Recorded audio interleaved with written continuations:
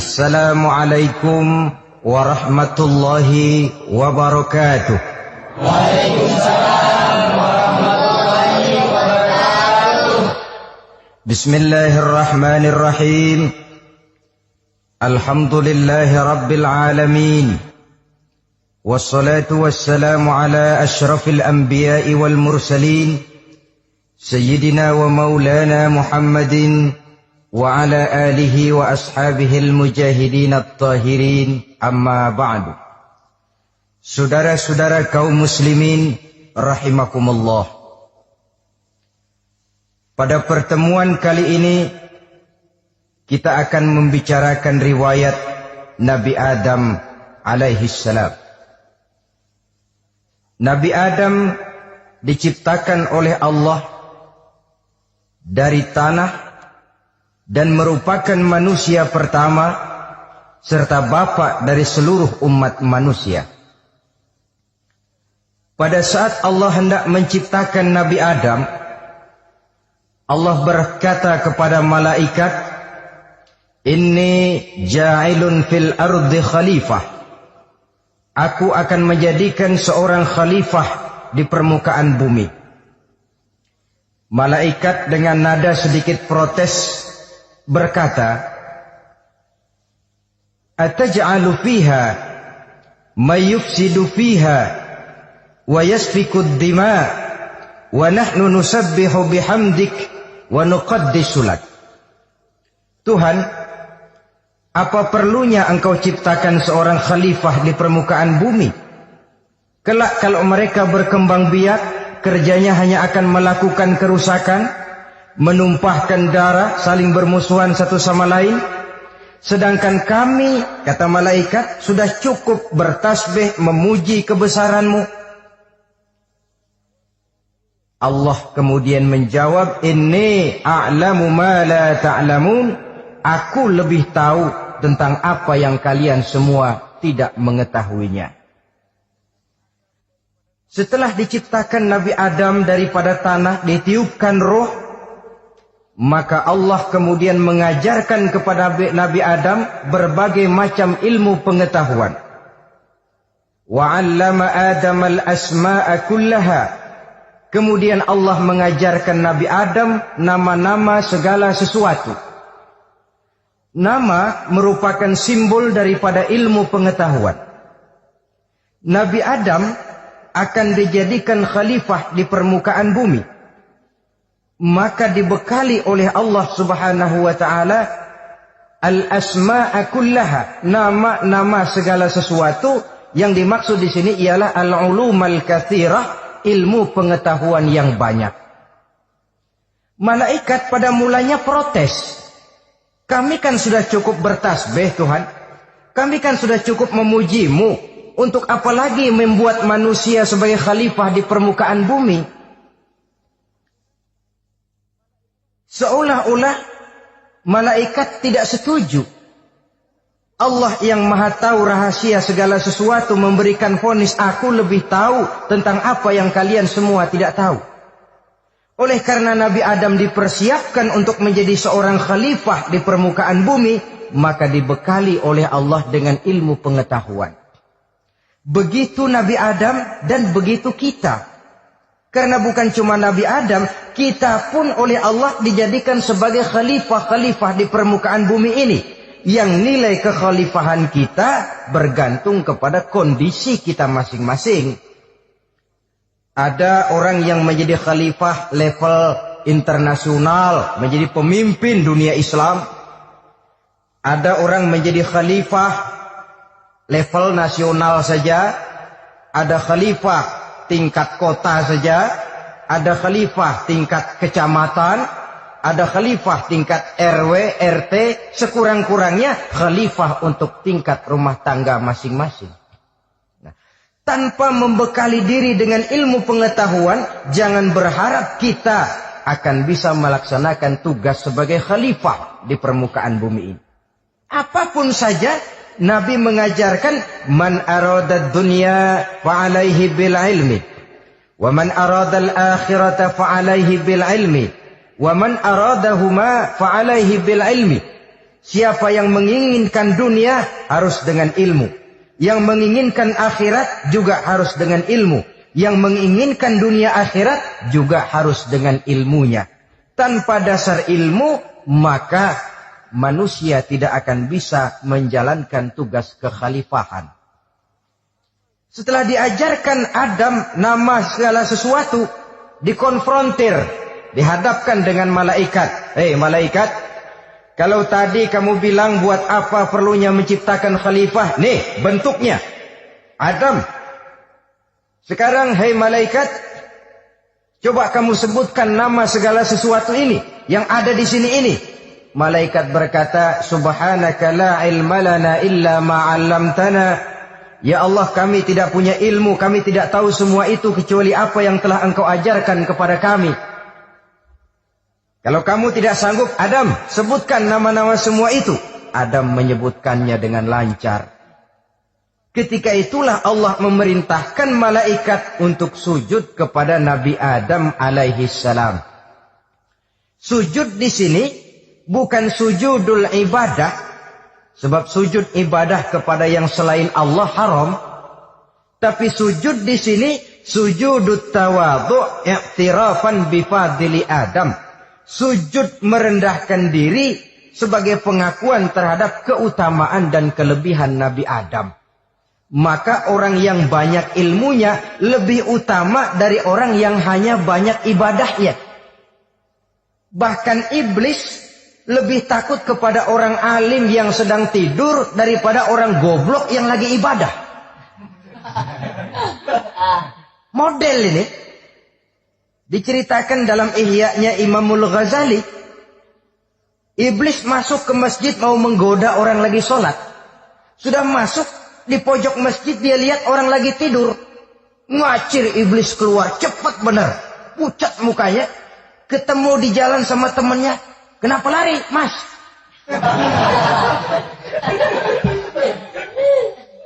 Kata temannya, saya mau goda orang sholat.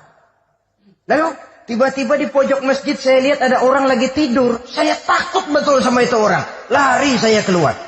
Loh, sama yang sembahyang sampean nggak takut, kok sama yang tidur takut bagaimana? Yang tidur itu orang alim. Yang lagi sembahyang itu orang goblok. Oh, godain orang goblok, saya colek juga dia lupa sembahyangnya. Tapi orang alim ini saya takut betul. Lah kalau diukur dengan malaikat waktu itu Nabi Adam, ibadahnya lebih banyak malaikat, jelas. Sudah bertasbih, sudah bertahmid malaikat. Nabi Adam baru diciptakan. Tapi kenapa Allah perintah malaikat sujud kepada Adam? I'tirafan bifadili Adam. Keutamaan Nabi Adam. Pantas untuk diserahi tugas sebagai khalifah mengatur kehidupan di muka bumi. Kalau malaikat yang jadi khalifah di dunia ini, nggak rame dunia. Coba, malaikat, material, harta nggak perlu. Seksual nggak perlu. Dunia ini hambar. Justru dunia ini menjadi ramai setelah manusia diberikan fungsi sebagai malaikat, sebagai khalifah oleh Allah Subhanahu wa taala. Saudara-saudara kaum muslimin rahimakumullah, setelah nyata kelebihan Nabi Adam, maka Allah perintahkan Nabi Adam tinggal di surga dengan segala kenikmatan yang ada di dalamnya. Tapi lantaran sendirian,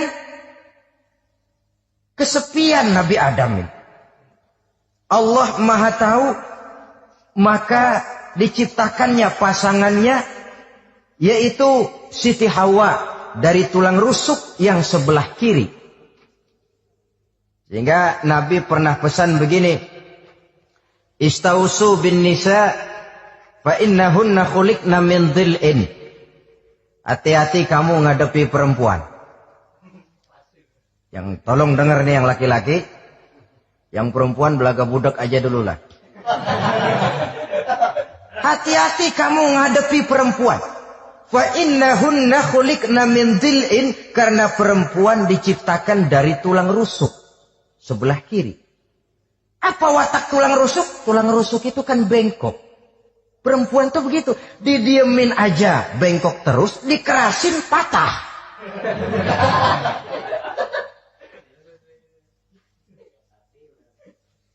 Saudara-saudara, di sini kita ambil satu hikmah bahwa ternyata yang bikin hidup terasa enak karena di sekitar kita banyak orang lain.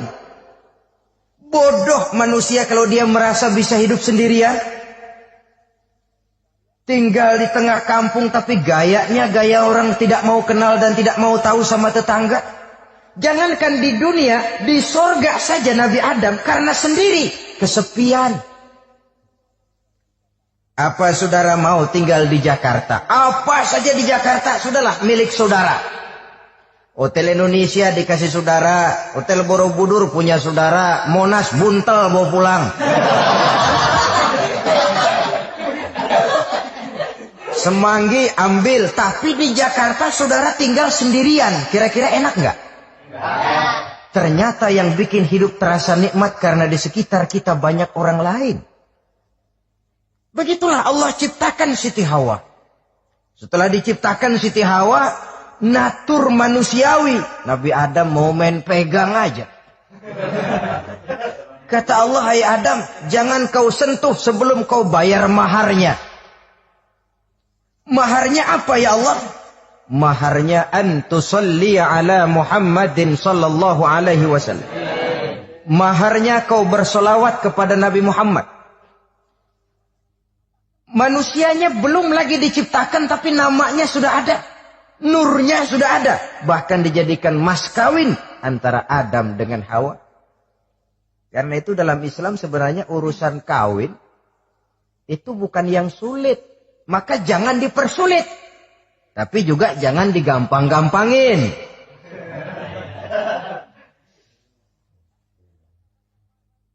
Artinya yang namanya mahar ini, walaupun cuma sebentuk cincin besi kalau orang sangat tidak mampu. Bahkan dengan mengajarkan Fatihah saja sah sudah.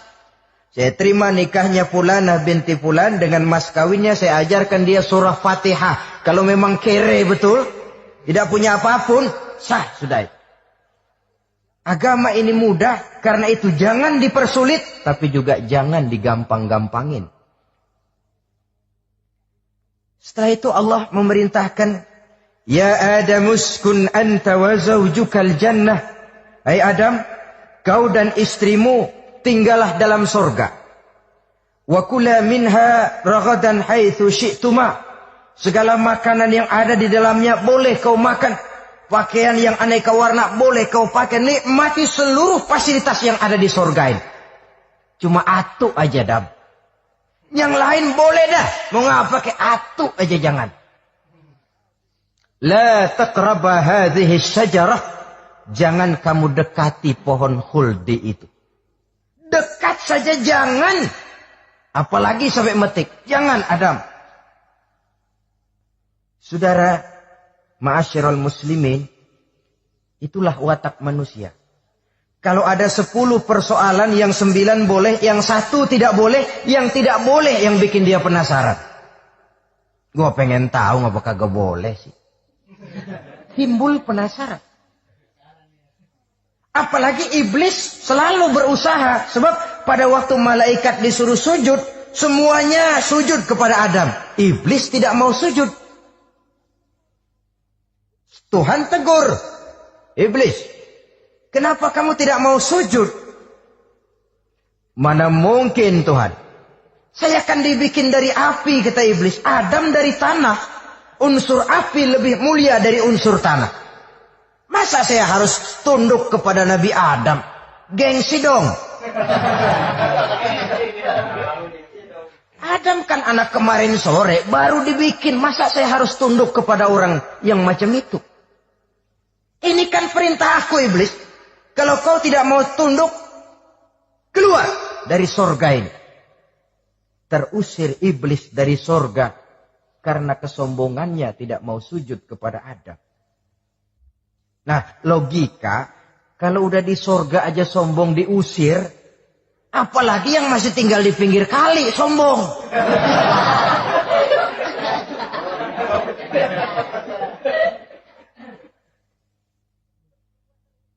Tapi sejak peristiwa terusirnya itu, iblis bikin proklamasi. Apa proklamasi iblis? Rabbi fanzirni ila yaumi yub'asun. Ya Allah, gara-gara Adam saya diusir dari surga. Saya minta kepadamu ya Allah, beri saya kesempatan sampai hari manusia dibangkitkan. Kata Tuhan, innaka minal munzarin. Oke, silakan. Mau apa iblis? Rabbi bima aghwaytani la uzayyinanna lahum fil ardi wa la ughwiyannahum ajma'in. Ya Tuhan, disebabkan engkau telah menyesatkan aku, akan aku hiasi mereka manusia dengan kejahatan yang ada di muka bumi ini, dan aku akan sesatkan mereka semua. Ini proklamasi iblis. Gara-gara Adam saya terusir dari surga, maka sejak saat ini Adam dan seluruh keturunannya musuh bebuyutan saya. Akan saya lakukan segala macam cara untuk menggelincirkan manusia agar mereka menjadi orang yang engkau murkai ya Allah. Kemudian Allah memberikan jawaban. Dialog ini saudara bisa lihat dalam surah Al-Hijr ayat 40, 41 sampai 44. Kata Allah apa? Inna ibadi laisa laka alaihim sultanun illa man ittaba'aka minal ghawin. Silahkan iblis. Yang lain barangkali bisa kau goda. Kecuali hamba-hambaku yang benar-benar hambaku, engkau tidak akan punya daya tipu mereka.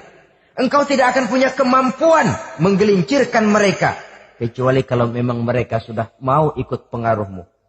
Sepanjang mereka benar-benar menjadi hambaku, kata Allah. Hamba Allah yang sebenarnya, mereka di luar kekuasaanmu iblis. Tapi kalau mereka sudah turun menjadi hamba harta, hamba dunia, hamba pangkat, budak jabatan, mereka itu yang bisa kau gelincirkan. Selama mereka masih tetap sebagai hambaku, kata Allah, mereka di luar jangkauan kekuatan dan kekuasaanmu iblis. Nah, sejak saat itu kan iblis selalu nyari jalan, nyari lantaran bagaimana Adam nih, supaya dia tergelincir. Gara-gara dia saya diusir dari surga. Nguping terus iblis. Sampai akhirnya dia dapat berita tentang dilarangnya Nabi Adam mendekati pohon khuldi itu. Satu hari dengan muka sedih. Ya, iblis itu the best actor. Aktor ulung dia. Dengan roman muka sedih, dia datang kepada Nabi Adam dan Siti Hawa. Kata Nabi Adam, iblis, ente kok tampangnya demek amat sih?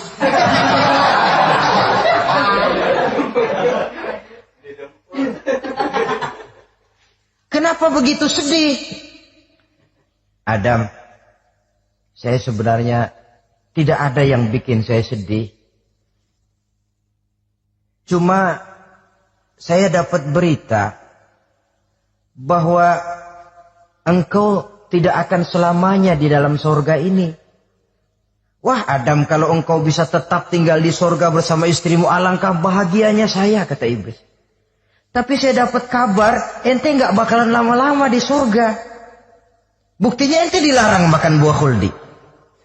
Khuldun artinya kekal. Kalau kau makan buah itu, kau akan kekal di surga Adam. Tuhan gak pengen, makanya dilarang.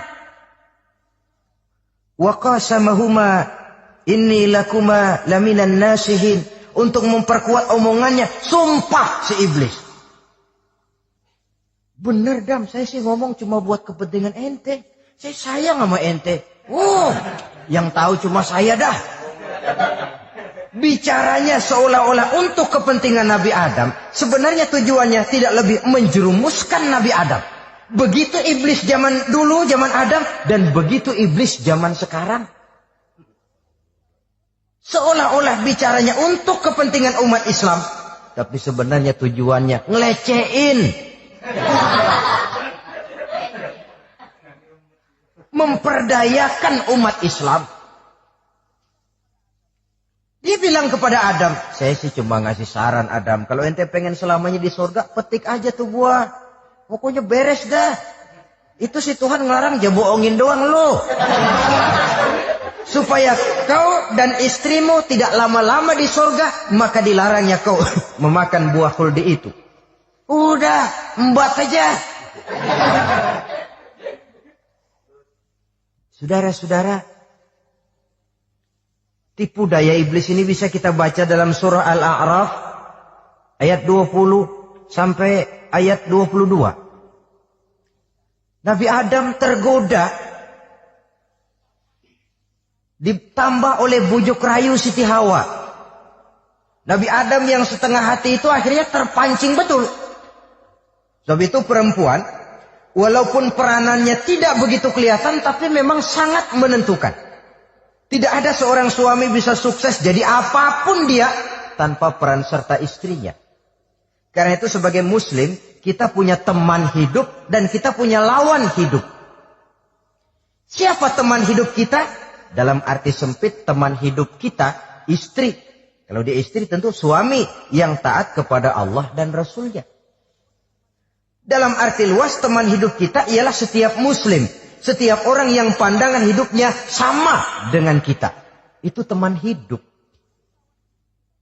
Lalu lawan hidup kita siapa? Lawan hidup kita secara mutlak iblis dalam segala bentuknya. Iblis yang berbentuk halus, ini ngusirnya ada lebih gampang. Konon ya, iblis setan itu kalau dengar orang azan kan lari. Takut dia. Dibacakan bismillah, minggir. Yang sulit diusir ini iblis yang berbentuk manusia. Diazanin nyengir.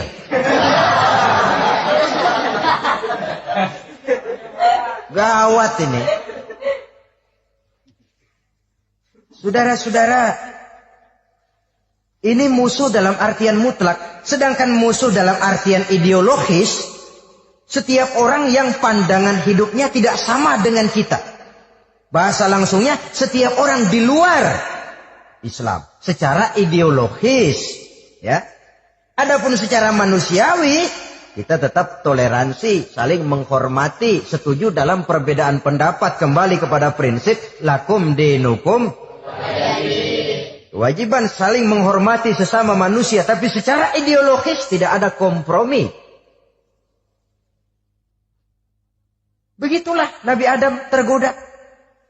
Dan begitulah iblis selalu menggoda keturunan-keturunan Nabi Adam. Sampai kepada kita sekarang ini.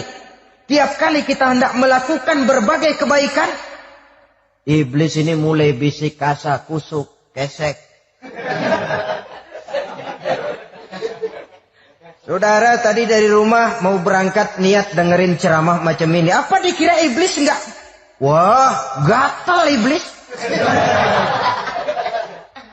Kata iblis, alah jangan bertingkah lah dengerin ceramah. Ceramah mah urusan 70 ke atas. Ente masih muda. Berjuang kita. Jihad, bismillah. Tidak, saya mau dengar ceramah. Berangkat kita ke tempat ini. Sampai di sini apa dikira iblis diam? Enggak. Dia bisikin lagi. Iya. Lo hadir ke sono dah. Cuma nyampe sono lo ngomong aja ngomong dah. Ustadz mah jangan didengerin, ngomong aja udah. Perang lagi jihad, saya nggak mau ngomong, mau dengerin betul-betul. Kata iblis, iya lo dengerin dah, jangan ngomong, cuman pules.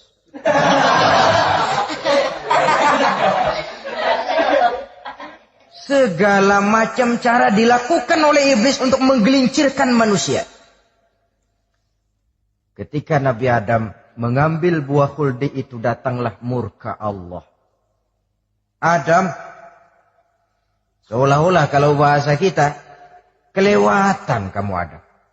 Dari belum ada aku ciptakan kau. Barangkali kau merasa kesepian, aku ciptakan Hawa. Aku tinggikan derajatmu dari malaikat sampai malaikat sujud kepadamu. Aku perintahkan kau tinggal di surga dengan seluruh fasilitas yang ada di dalamnya.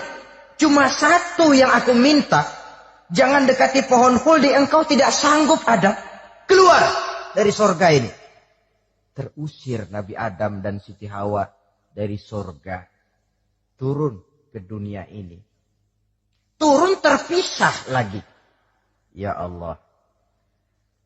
Orang itu kalau biasa susah, ketemu susah sih menglalap namanya. Makanannya.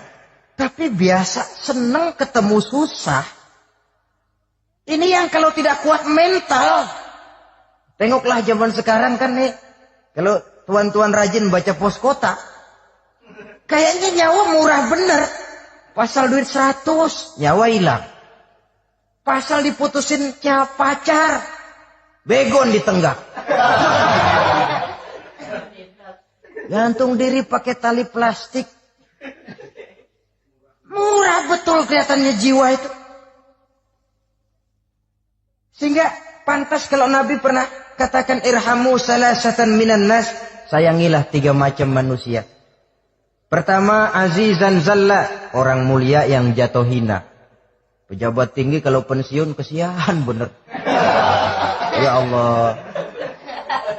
Udah nggak ada yang ngasih hormat, tanda tangan nggak laku. Azizan zalla, orang mulia yang jatuh hina. Yang kedua, ghaniyan qad iftaqara, orang kaya jatuh miskin. Dari hidup serba ada, jatuh melarat. Yang ketiga, faqihan yal'abu bihil juhal. Ahli fikih ngerti hukum tapi dipermainkan oleh orang-orang bodoh yang kebetulan punya kekuasaan. Kalau keluar fatwa sesuai dengan pesan sponsor. Yang halal bisa jadi haram, yang haram dibikin remeng-remeng. Ahli fikih dipermainkan oleh orang bodoh. Kasihan betul. Terpisah Adam dengan Hawa ini. Adapun Nabi Adam turun menyesal dengan seluruh kesalahannya. Sujud, taubat, menangis. Menurut riwayat 300 tahun beliau sujud.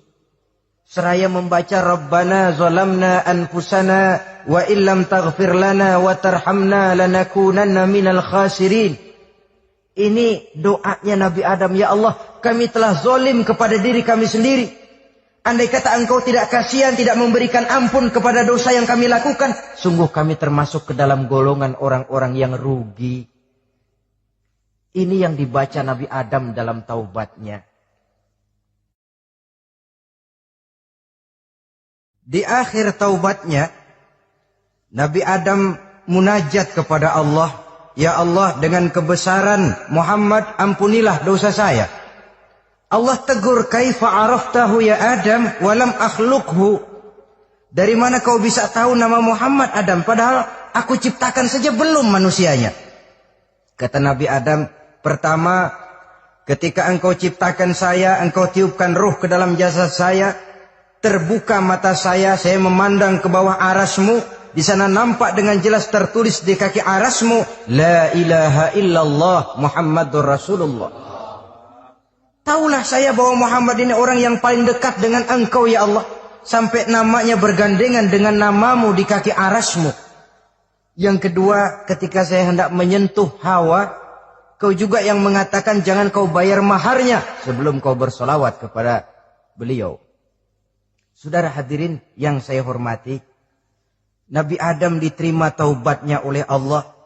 Kemudian dipertemukan kembali dengan Siti Hawa setelah sekian lama berpisah.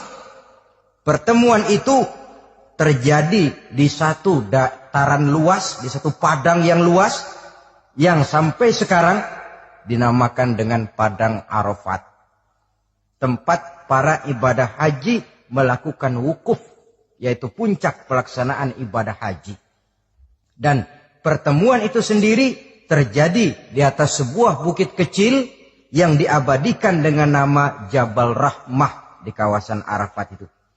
Di atas Jabal Rahmah itu ada satu monumen kecil untuk mengabadikan pertemuan Nabi Adam dengan Siti Hawa. Lalu tinggallah keduanya di permukaan bumi ini. Oleh Allah diberikan karunia keturunan yang banyak. Dan tiap kali lahir kembar. Kembarnya laki perempuan, laki perempuan, laki perempuan. Dari sinilah berkembang biak manusia. Di mana di zaman Nabi Adam perkawinannya silang.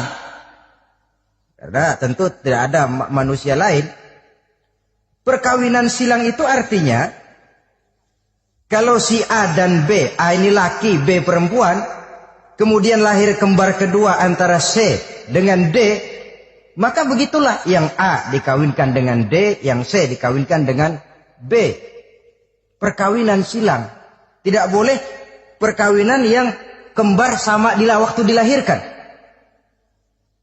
Nah, di antara putra-putra Nabi Adam yang kemudian juga membuat sejarah, yaitu Habil dan Qabil. Habil, saudara kembarnya namanya Labuda, perempuan. Qabil, saudara perempuannya Iklimah. Menurut hukum perkawinan waktu itu harus silang. Habil harus kawin dengan Iklimah dan Qabil harus kawin dengan Labuda. Tapi Qabil protes. Dia kepengen kawin dengan saudara kembarnya sendiri. Dalam arti yang sama-sama dilahirkan dengan dia, yaitu Iklimah. Kenapa? Karena kebetulan rupa Iklimah ini lebih cantik daripada Labuda. Protes kepada ayahandanya Nabi Adam. Apa? Saya tidak terima, saya harus kawin dengan Iklimah. Tidak Qabil, kamu harus kawin dengan Labuda. Gak mau. Kenapa dengan Labuda? Kurang kece.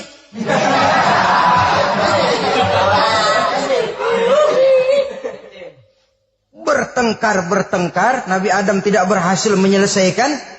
Lalu diserahkan saja kepada Allah. Kata Allah begini saja, bikin korban. Kamu berdua, Habil, Qabil. Siapa yang korbannya aku terima, dia boleh kawin sama Iklimah. Ternyata korban yang diterima adalah korbannya Habil. Jadilah Habil kawin dengan Iklimah. Tapi Qabil tidak puas. Dendam kesumatnya timbul, iblis ngilikin. Resek. Akhirnya dibunuh saudaranya Habil ini. Inilah sejarah pembunuhan pertama dalam kehidupan manusia. Qabil membunuh Habil. Habis dibunuh bingung. Bagaimana naruhnya ini mayat? Allah lalu memberikan petunjuk. Dalam Al-Ma'idah ayat 31 itu dijelaskan. Ada burung gagak berantem sama burung. Yang satu mati. Nah, oleh yang masih hidup, tanah ini dicakar-cakar sama kakinya dan sama paruhnya. Sehingga berbentuk lubang, bangkai saudaranya itu dimasukin ke lubang itu lalu diuruk lagi pakai tanah oleh cakar kakinya dan paruhnya itu. Sehingga Qabil, cara ini bisa. Itulah sejarah penguburan pertama dalam perkembangan manusia. Oleh karena itu, Nabi memberikan penjelasan, man sanna sunnatan hasanatan falahu ajruha wa ajru man amila biha wa fi riwayatin wa ajru man tabi'aha. Siapa orang yang melakukan satu kebajikan, dia akan mendapat pahala dan pahala dari orang-orang yang mengikuti kebaikannya. Misalnya saudara membentuk pengajian, ramai pengajian saudara, 1000 orang yang datang ngaji, 1000 orang saudara dapat pahala. Sponsor kebaikan. Sebaliknya, wa man sanna sunnatan sayyi'atan falahu ismuha wa ismu man amila biha, ay wa ismu man tabi'aha. Siapa yang memulai suatu kejahatan, dia akan mendapat dosa dan dosa dari orang-orang yang melakukan atau mengikuti kejahatannya. Umpamanya saudara mengadakan pesta. Lalu dalam pesta itu terjadi segala macam maksiat. Maka seluruh maksiat yang terjadi malam itu di tempat itu, saudara ikut dapat dosanya. Kenapa? Sponsor. Tiap kali ada pembunuhan, Qabil dapat andil dosa. Kenapa? Sponsor. Tapi kalau 2 orang muslim, ini masalahnya Habil nggak ngelawan kan, dibunuh. Tapi kalau 2 orang muslim berkelahi, kata Nabi apa? Apabila 2 orang muslim saling berbunuh-bunuhan, maka al-qatil wal maqtul finnar, baik yang membunuh ataupun yang dibunuh dua-duanya neraka. Sahabat heran, ya Rasul, kalau yang ngebunuh masuk neraka pantas, tapi ini yang dibunuh kenapa neraka juga? Soalnya sama-sama niat, cuman keduluan aja. Itu kan masalahnya. Andai kata dia nggak terbunuh, dia yang akan membunuh. Niat itu sudah ada. Nah kalau Habil ini dia tidak punya niat membunuh, dia memang dibunuh oleh Qabil. Saudara-saudara kaum muslimin rahimakumullah. Lalu dari situlah berkembang biak keturunan Nabi Adam alaihi salam. Sehingga dengan demikian bisa kita katakan sebagai satu konklusi, pertama, bahwa manusia adalah makhluk Allah yang menempati kedudukan tertinggi dan berasal dari Nabi Adam sebagai manusia pertama. Dengan malaikat sekalipun, manusia sebenarnya lebih tinggi. Kapan? Kalau dia tetap benar-benar sebagai hamba Allah yang membekali diri dengan ilmu pengetahuan. Laqad khalaqnal insana fi ahsani takwim. Kami ciptakan manusia dalam bentuk yang paling baik. Dan ketinggian manusia itu tidak ditentukan oleh bahan-bahan dari mana manusia diciptakan. Tapi ditentukan oleh adanya roh yang ditiupkan ke dalam jasadnya. Dan kemampuan yang ditimbulkan oleh nilai-nilai rohaniah tadi. Kalau secara biologis kita ini semua bahannya sama. Dari saripati mak tanah yang menghasilkan buah yang dimakan oleh mak bapak kita, membentuk hormon, menghasilkan sperma, terjadi kerjasama yang baik antara ibu dan bapak, sehingga kemudian melahirkan kita ke alam dunia ini. Secara biologis bahan kita sama, dan tidak itu yang menentukan ketinggian manusia. Walaupun keturunan juga mempengaruhi, sebab sekarang ada istilah ramai orang bicara bayi tabung. Dan majelis ulama sudah memberikan fatwa kalau spermanya itu berasal dari sang bapak, tidak jadi masalah. Tapi kalau dari orang lain, haram. Yang lebih celaka lagi di negara maju, tidak lewat proses alam rahim. Jadi dalam satu tabung yang diberikan suhu yang mirip dalam kandungan, di situ dipertemukan antara sperma, air mani laki-laki, dengan ovum, air mani perempuan. Diberikan suhu yang mirip dalam kandungan, dan itu diharapkan bisa menghasilkan manusia lewat tabung kaca itu. Saya tidak sanggup bayangkan kalau sekarang orang tanya usul asal-usul kita, kan kita masih enak jawab. Kamu anak siapa? Oh, bapak saya Fulan, ibu saya Fulana. Oh, kenal saya. Tapi manusia yang akan datang kalau proyek ini berhasil, bapakmu siapa? Enggak tahu, saya dulu keluar dari tabung, Pak. Rendah betul martabat manusia. Sama saja dengan ada perempuan pernah protes, Pak, Islam itu enggak adil katanya. Kenapa? Masa dalam Islam laki-laki boleh kawin lebih dari satu, tapi perempuan enggak boleh kawin lebih dari satu? Supaya sama-sama adil, boleh dong perempuan punya laki lebih dari satu. Saya bilang, justru disitulah Islam itu hendak menjaga martabat manusia. Kalau seorang suami punya istri empat-empatnya lalu hamil, bapaknya jelas. Tapi kalau perempuan satu punya suami 4 lalu hamil, bapaknya yang mana ya?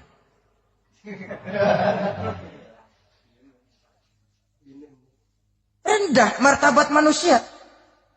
Ketika si bayi lahir, ibunya lihat, ini jidatnya kayak si A ini. Sudah, ini anakmu saja nih, jidatnya jidat kamu. Kata, antar dulu jidat saya, tapi kuping B ini nggak mau saya. Terkatung-katung si anak tanpa tahu kemana dia mesti manggil bapak. Ibu daftarin anak ke sekolah, Pak Guru tanya lagi, ini bin siapa, Bu? Bingung lah, udah tulis Bu, bin rame-rame. Assalamualaikum warahmatullahi wabarakatuh. Waalaikumsalam warahmatullahi wabarakatuh. Bismillahirrahmanirrahim. Alhamdulillahi rabbil alamin. Wassalatu wassalamu ala ashrafil anbiya'i wal mursalin. Sayyidina wa maulana Muhammadin wa ala alihi wa ashabihil mujahidin at-tahirin. Amma ba'du. Saudara-saudara kaum muslimin rahimakumullah. Pada pertemuan kali ini kita akan membicarakan riwayat Nabi Adam alaihi salam. Nabi Adam diciptakan oleh Allah dari tanah dan merupakan manusia pertama serta bapa dari seluruh umat manusia. Pada saat Allah hendak menciptakan Nabi Adam, Allah berkata kepada malaikat, "Inni ja'ilun fil ardi khalifah." Aku akan menjadikan seorang khalifah di permukaan bumi. Malaikat dengan nada sedikit protes berkata, "Ataj'alu fiha may yufsidu fiha wa yasfiku ad-dima wa nahnu nusabbihu bihamdik wa nuqaddisu lak." Tuhan, apa perlunya engkau ciptakan seorang khalifah di permukaan bumi? Kelak kalau mereka berkembang biak, kerjanya hanya akan melakukan kerusakan, menumpahkan darah, saling bermusuhan satu sama lain. Sedangkan kami, kata malaikat, sudah cukup bertasbih memuji kebesaran-Mu. Allah kemudian menjawab, "Inni a'lamu ma la ta'lamun." Aku lebih tahu tentang apa yang kalian semua tidak mengetahuinya. Setelah diciptakan Nabi Adam daripada tanah, ditiupkan roh, maka Allah kemudian mengajarkan kepada Nabi Adam berbagai macam ilmu pengetahuan. Wa 'allama Adam al-asma'a kullaha. Kemudian Allah mengajarkan Nabi Adam nama-nama segala sesuatu. Nama merupakan simbol daripada ilmu pengetahuan. Nabi Adam akan dijadikan khalifah di permukaan bumi. Maka dibekali oleh Allah Subhanahu wa ta'ala al-asma'a kullaha, nama-nama segala sesuatu. Yang dimaksud di sini ialah al-ulum al-katsirah, ilmu pengetahuan yang banyak. Malaikat pada mulanya protes. Kami kan sudah cukup bertasbih Tuhan. Kami kan sudah cukup memuji-Mu. Untuk apa lagi membuat manusia sebagai khalifah di permukaan bumi? Seolah-olah malaikat tidak setuju. Allah yang maha tahu rahasia segala sesuatu memberikan vonis, aku lebih tahu tentang apa yang kalian semua tidak tahu. Oleh karena Nabi Adam dipersiapkan untuk menjadi seorang khalifah di permukaan bumi, maka dibekali oleh Allah dengan ilmu pengetahuan. Begitu Nabi Adam dan begitu kita. Karena bukan cuma Nabi Adam, kita pun oleh Allah dijadikan sebagai khalifah-khalifah di permukaan bumi ini. Yang nilai kekhalifahan kita bergantung kepada kondisi kita masing-masing. Ada orang yang menjadi khalifah level internasional, menjadi pemimpin dunia Islam. Ada orang menjadi khalifah level nasional saja. Ada khalifah tingkat kota saja. Ada khalifah tingkat kecamatan. Ada khalifah tingkat RW, RT, sekurang-kurangnya khalifah untuk tingkat rumah tangga masing-masing. Nah, tanpa membekali diri dengan ilmu pengetahuan, jangan berharap kita akan bisa melaksanakan tugas sebagai khalifah di permukaan bumi ini.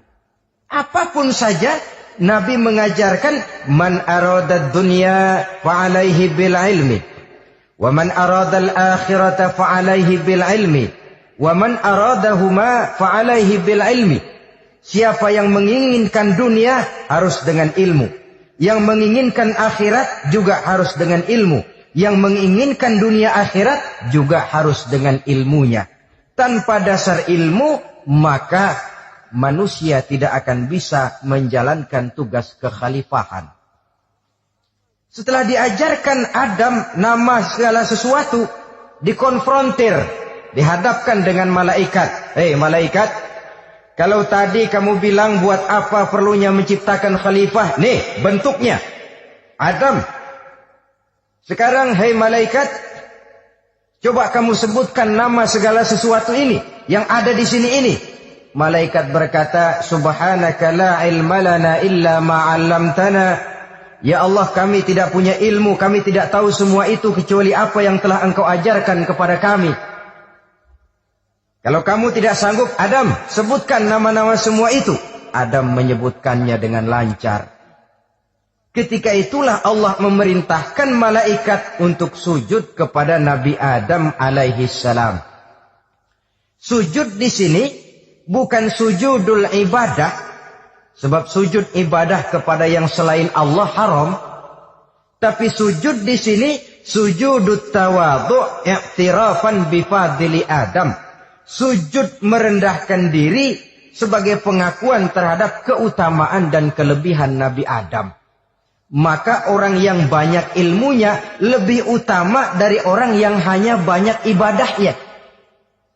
Bahkan iblis lebih takut kepada orang alim yang sedang tidur daripada orang goblok yang lagi ibadah.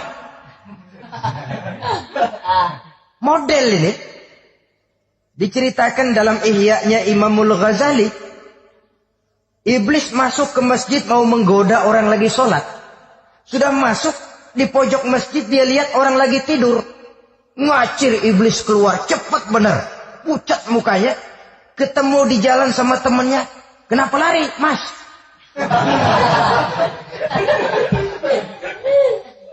Kata temannya, saya mau goda orang sholat. Lalu tiba-tiba di pojok masjid saya lihat ada orang lagi tidur. Saya takut betul sama itu orang. Lari saya keluar. Loh, sama yang sembahyang sampean nggak takut, kok sama yang tidur takut bagaimana? Yang tidur itu orang alim. Yang lagi sembahyang itu orang goblok. Oh, godain orang goblok, saya colek juga dia lupa sembahyang. Tapi orang alim ini saya takut betul. Lah kalau diukur dengan malaikat waktu itu Nabi Adam, ibadahnya lebih banyak malaikat, jelas. Sudah bertasbih, sudah bertahmid malaikat. Nabi Adam baru diciptakan. Tapi kenapa Allah perintah malaikat sujud kepada Adam? I'tirafan bi fadli Adam. Keutamaan Nabi Adam. Pantas untuk diserahi tugas sebagai khalifah mengatur kehidupan di muka bumi. Kalau malaikat yang jadi khalifah di dunia ini, nggak rame dunia. Coba, malaikat, material, harta nggak perlu. Seksual nggak perlu. Dunia ini hambar. Justru dunia ini menjadi ramai setelah manusia diberikan fungsi sebagai malaikat, sebagai khalifah oleh Allah Subhanahu wa taala. Saudara-saudara kaum muslimin rahimakumullah, setelah nyata kelebihan Nabi Adam, maka Allah perintahkan Nabi Adam tinggal di surga dengan segala kenikmatan yang ada di dalamnya. Tapi lantaran sendirian, kesepian Nabi Adam ini. Allah Maha Tahu, maka diciptakannya pasangannya, yaitu Siti Hawa dari tulang rusuk yang sebelah kiri. Sehingga Nabi pernah pesan begini, Istausu bin nisa fa innahunna khuliqna min dhil'in. Hati-hati kamu ngadepi perempuan. Yang tolong dengar nih yang laki-laki. Yang perempuan belaga budak aja dulu lah. Hati-hati kamu ngadepi perempuan. Fa innahunna khuliqna min dhil'in, karena perempuan diciptakan dari tulang rusuk sebelah kiri. Apa watak tulang rusuk? Tulang rusuk itu kan bengkok. Perempuan tuh begitu, didiemin aja bengkok terus, dikerasin patah.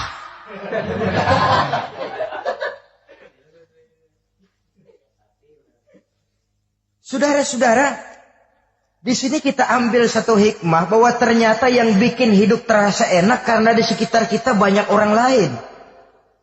Bodoh manusia kalau dia merasa bisa hidup sendirian. Tinggal di tengah kampung tapi gayanya gaya orang tidak mau kenal dan tidak mau tahu sama tetangga. Jangankan di dunia, di sorga saja Nabi Adam karena sendiri, kesepian. Apa saudara mau tinggal di Jakarta? Apa saja di Jakarta, sudahlah milik saudara. Hotel Indonesia dikasih saudara, Hotel Borobudur punya saudara, Monas buntel bawa pulang. Semanggi ambil, tapi di Jakarta saudara tinggal sendirian. Kira-kira enak nggak? Ternyata yang bikin hidup terasa nikmat karena di sekitar kita banyak orang lain. Begitulah Allah ciptakan Siti Hawa. Setelah diciptakan Siti Hawa, natur manusiawi. Nabi Adam mau main pegang aja. Kata Allah, hai Adam, jangan kau sentuh sebelum kau bayar maharnya. Maharnya apa ya Allah? Maharnya antusalli ala Muhammadin sallallahu alaihi wasallam. Maharnya kau bersolawat kepada Nabi Muhammad. Manusianya belum lagi diciptakan tapi namanya sudah ada. Nurnya sudah ada. Bahkan dijadikan mas kawin antara Adam dengan Hawa. Karena itu dalam Islam sebenarnya urusan kawin itu bukan yang sulit. Maka jangan dipersulit. Tapi juga jangan digampang-gampangin.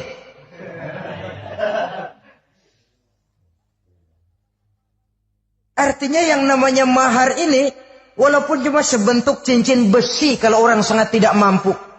Bahkan dengan mengajarkan Fatihah saja sah sudah. Saya terima nikahnya Fulanah binti Fulan, dengan mas kawinnya saya ajarkan dia surah Fatihah. Kalau memang kere betul, tidak punya apapun, sah sudah. Agama ini mudah, karena itu jangan dipersulit, tapi juga jangan digampang-gampangin. Setelah itu Allah memerintahkan, ya Adam uskun anta wa zawjukal jannah. Hai Adam, kau dan istrimu tinggallah dalam surga. Wa kula minha ragadan haitsu syi'tuma. Segala makanan yang ada di dalamnya boleh kau makan. Pakaian yang aneka warna boleh kau pakai. Nikmati seluruh fasilitas yang ada di surga ini. Cuma atu aja Adam. Yang lain boleh dah. Mau ngapa pakai atu aja jangan. La taqraba hadhihi syajarah. Jangan kamu dekati pohon khuldi itu. Dekat saja jangan. Apalagi sampai metik. Jangan Adam. Saudara, ma'asyiral muslimin, itulah watak manusia. Kalau ada 10 persoalan, yang 9 boleh, yang 1 tidak boleh, yang tidak boleh yang bikin dia penasaran. Gua pengen tahu ngapa kagak boleh sih. Timbul penasaran. Apalagi iblis selalu berusaha. Sebab pada waktu malaikat disuruh sujud, semuanya sujud kepada Adam. Iblis tidak mau sujud. Tuhan tegur, iblis, kenapa kamu tidak mau sujud? Mana mungkin Tuhan? Saya akan dibikin dari api, kata iblis. Adam dari tanah. Unsur api lebih mulia dari unsur tanah. Masa saya harus tunduk kepada Nabi Adam? Gengsi dong. Adam kan anak kemarin sore, baru dibikin. Masa saya harus tunduk kepada orang yang macam itu? Ini kan perintah aku iblis. Kalau kau tidak mau tunduk, keluar dari sorga ini. Terusir iblis dari sorga karena kesombongannya tidak mau sujud kepada Adam. Nah, logika, kalau udah di sorga aja sombong diusir, apalagi yang masih tinggal di pinggir kali sombong.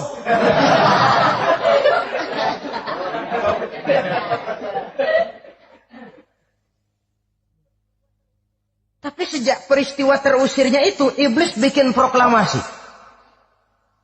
Apa proklamasi iblis? Rabbi fanzirni ila yaumi yub'asun. Ya Allah, Gara-gara Adam saya diusir dari surga. Saya minta kepadamu ya Allah, beri saya kesempatan sampai hari manusia dibangkitkan. Kata Tuhan, innaka minal munzarin. Oke, silakan. Mau apa iblis? Rabbi bima aghwaytani la uzayyinanna lahum fil ardi wa la ughwiyannahum ajma'in.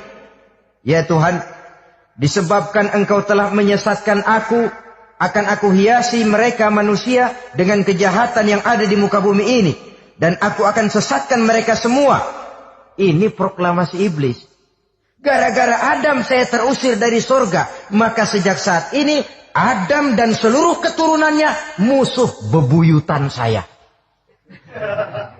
Akan saya lakukan segala macam cara untuk menggelincirkan manusia agar mereka menjadi orang yang engkau murkai ya Allah. Kemudian Allah memberikan jawaban. Dialog ini saudara bisa lihat dalam surah Al-Hijr ayat 40, 41 sampai 44. Kata Allah apa? Inna ibadi laisa laka alaihim sultanun illa man ittaba'aka minal ghawin. Silahkan iblis. Yang lain barangkali bisa kau goda. Kecuali hamba-hambaku yang benar-benar hambaku, engkau tidak akan punya daya tipu mereka. Engkau tidak akan punya kemampuan menggelincirkan mereka. Kecuali kalau memang mereka sudah mau ikut pengaruhmu. Sepanjang mereka benar-benar menjadi hambaku, kata Allah. Hamba Allah yang sebenarnya, mereka di luar kekuasaanmu iblis. Tapi kalau mereka sudah turun menjadi hamba harta, hamba dunia, hamba pangkat, budak jabatan, mereka itu yang bisa kau gelincirkan. Selama mereka masih tetap sebagai hambaku, kata Allah, mereka di luar jangkauan kekuatan dan kekuasaanmu iblis. Nah, sejak saat itu kan iblis selalu nyari jalan, nyari lantaran bagaimana Adam nih supaya dia tergelincir. Gara-gara dia saya diusir dari surga. Nguping terus iblis. Sampai akhirnya dia dapat berita tentang dilarangnya Nabi Adam mendekati pohon khuldi itu. Satu hari dengan muka sedih. Ya, iblis itu the best actor. Aktor ulung dia. Dengan roman muka sedih. Dia datang kepada Nabi Adam dan Siti Hawa. Kata Nabi Adam, iblis, ente kok tampangnya demek amat sih?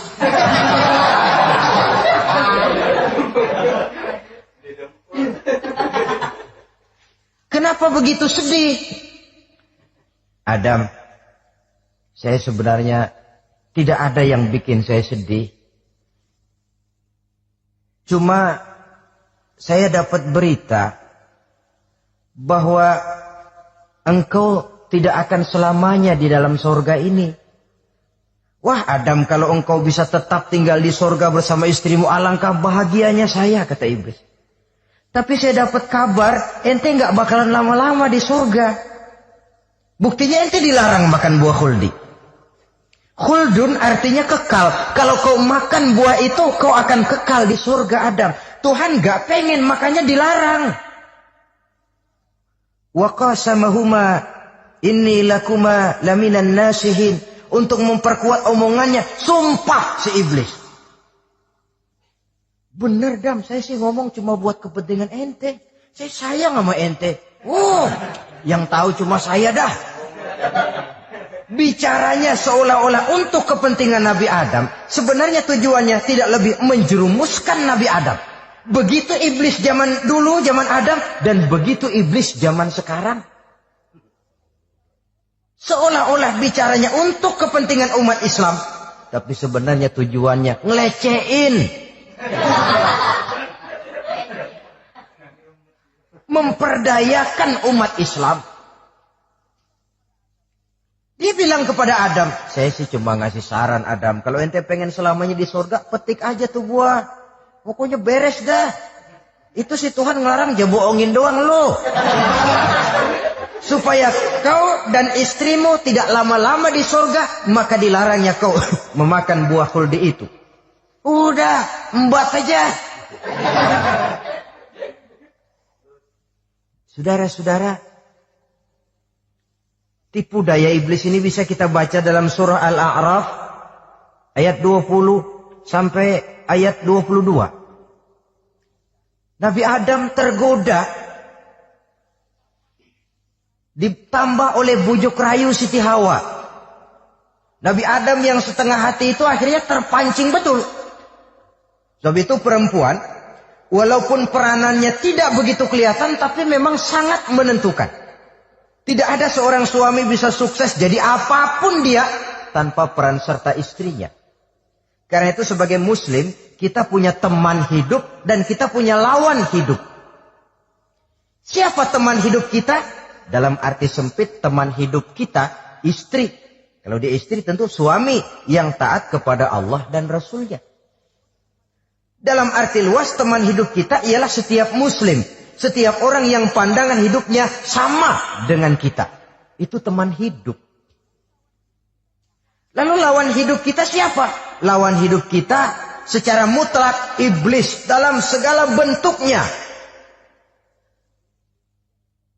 Iblis yang berbentuk halus, ini ngusirnya ada lebih gampang. Konon ya, iblis setan itu kalau dengar orang azan kan lari. Takut dia. Dibacakan bismillah, minggir. Yang sulit diusir ini iblis yang berbentuk manusia. Diazanin nyengir.